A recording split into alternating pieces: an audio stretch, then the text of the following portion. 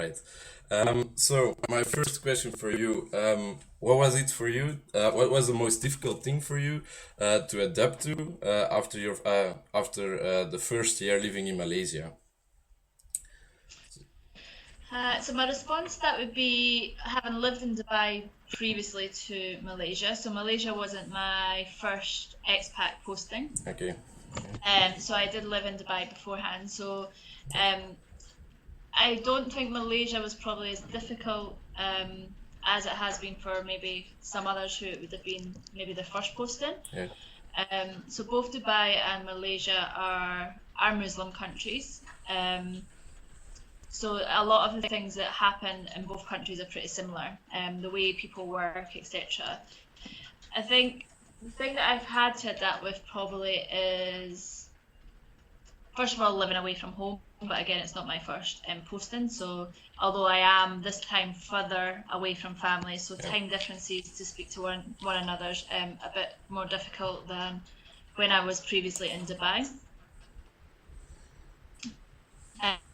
Um, but I also think that although the two countries are both Muslim countries, both of them are very different culturally.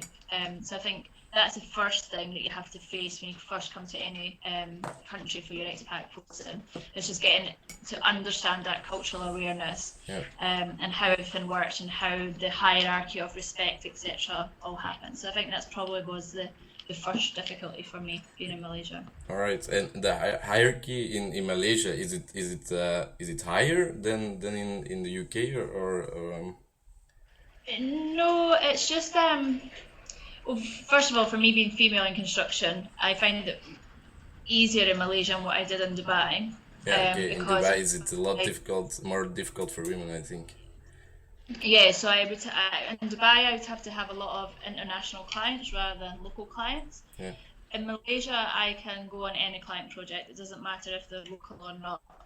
Okay. Um, but they all And people's positions. yeah. So basically, for me sitting on a project, a lot of people wouldn't challenge, say, the project director who heads the project up because they see him or her as the main person, and it may be disrespectful to challenge something that they would say. Whereas in Europe or UK or wherever it may be, if you thought that that person was wrong, you would quite openly challenge them Okay. on that. So and Whereas in Malaysia, it isn't the case or it's not that they don't challenge it, they just do it a little bit more softly. okay. Or Okay. yeah. All right. So if you would say what is the biggest difference between the European work culture and the Asian work culture? Because I think there is a lot of there probably is a lot of difference or not. Uh, yeah, the Asian culture is pretty relaxed. Okay. European is pretty relaxed also, but Asian culture is very relaxed. Everyone works hard when they have to. Um, but I think the biggest thing for me was the punctuality of everyone. So in Europe and the UK, everyone is very much, you have your calls, you have your meetings, you arrive Yeah. there on time, you arrive 10 minutes earlier, etc. In Malaysia, yeah, it doesn't really matter if people turn up 10 minutes late, 30 minutes late, they'll still come into meeting and they wouldn't be embarrassed by it. Okay. They would blame it on the traffic, whether the traffic caused them the delay or not. It's just a regular thing. Oh, traffic in Malaysia is terrible. So Yeah. I for see. me, when I was running meetings, it was a frustration at the very beginning because I was so used to meeting starts at 10 o'clock, we start the meeting at 10 o'clock. Yeah. Whereas now I have to be a little bit more relaxed, that it may be 10, 10:15, Mm-hmm. 10:30 at a push, and then you have to start the meeting with as many people as you can. Okay. So I think it is an easy and a nice working environment, but sometimes you've just got to, again, go into the cultural mode and keep as professional as you can. Yeah, all right.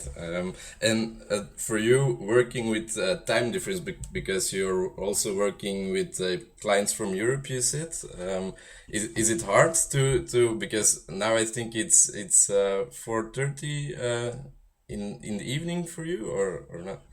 Yeah, So yeah. is it hard or is it more easy for you? No, I don't really see a major problem working with international European clients here. I've just done calls back to Germany just now. Okay. I don't know if I'm lucky that I have clients who respect the time zone. Germans are very much very good at that. They don't generally like working past their time zone, or if it's 9 till 6, then they work 9 till 6 and that's it. Yeah. And they respect that we also have working hours as well. So there's only been, in the 3 years that I've been here, the odd time I've had to do calls into the evening. Okay. So yeah, generally I don't have to. Generally, the clients respect our working time, and we don't have to do that. However, if I was to have clients, say in the States, I would think it would be completely different, because obviously the time zone between here and the States is so massive. But at the moment, I haven't had any challenges, despite being a 7 or 8 hour time difference, depending on the time of the years, but nothing major at the moment. Right. So, and what is momently the best experience you had so far as an expat? Because I think you have traveled a lot. So, what is the best experience you have? Best experience. Asia is very good for being able to just Far East, etc. You can get around Asia or any other parts of this side of the world pretty easy and cheap. So I probably do more traveling here than what I've done in any other parts of the world, even when I lived in the UK. Just because it is so easy. We have so many public holidays in Malaysia also, and a lot of them do land on long weekends, or it's easy enough just to take like this weekend I took an extra day and got a 4-day weekend type thing for a 1-day public holiday. So yeah, I think a lot of expats take advantage of that we do have a lot of public holidays, and it is relatively cheap to jump on a plane and be in Thailand in an hour and a half time, or Bali in 3 hours time. So Bali is really beautiful. I've been there once, but it's really nice. Yes, very nice. So I think that helps, living away from your family and friends, etc.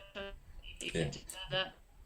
It's one or the other, of course. But I also think it comes along with it. Yeah, and it's a whole experience that comes along with it as well. You meet such different, diversified people in all different industries, and every one of us are all in the same situation, where you're away from family, you're away from friends, you're in a new city or a new place that you need to make new friends.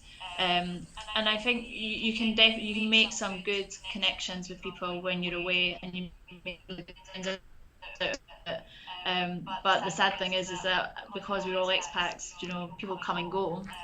So sometimes you may only have these for a year, few years, and then people start going. But then new people come, so it's just been in that circle to be able to meet new people as they come and go as well. And do you keep contact with the people who are leaving after a certain amount of time, or because if you meet people and you make friends and after 2 years they leave, is it hard to keep contact? I think it's easier nowadays because of all the social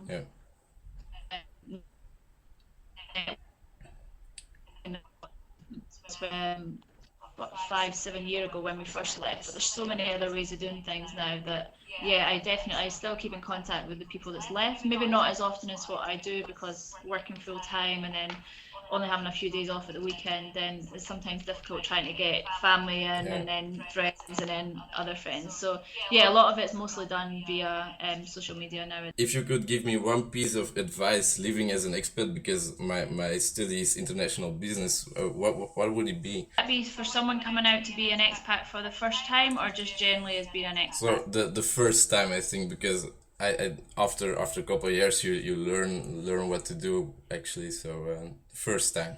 So I would say that something that we learned from when we first went to Dubai is that obviously when you first go into the country you have to try and find friends. For me, when I moved to Dubai, I fell right into a circle of friends that was already created because my partner was there. So when I first moved to Malaysia, Malaysia was the first posting that I would have had to make my own circle of friends Yeah. because neither of us knew anyone in Malaysia. Um, so what I learned from having gone into that circle of friends in Dubai and then moving to Malaysia is that what I've done here is that I've always tried to keep circle of friends separate, because in Dubai we all had one big circle of friends. So it just didn't really mean that you got invited to quite as many things or to meet quite so many new people because we were all friends together. So here what I try to do is I've got two separate groups of friends. Okay. Both like to do different things. Some are family orientated and some are younger, want to go out and socialise more. And I think for me that is much more valuable because I get to go to things and then I get to meet new people through all these because again, because it's two different circles of people, Yeah. they're doing different things as well. So that it's complete different people that you're engaging with as well. So I'd say from that point of view, one, it's good to join as many clubs and social things as you can. And two, to try and keep the circles of friends different if you can, so that you're just not sitting there sometimes Yeah. not being invited to anything because nothing's happening. Other things still going on outside the various circles of friends.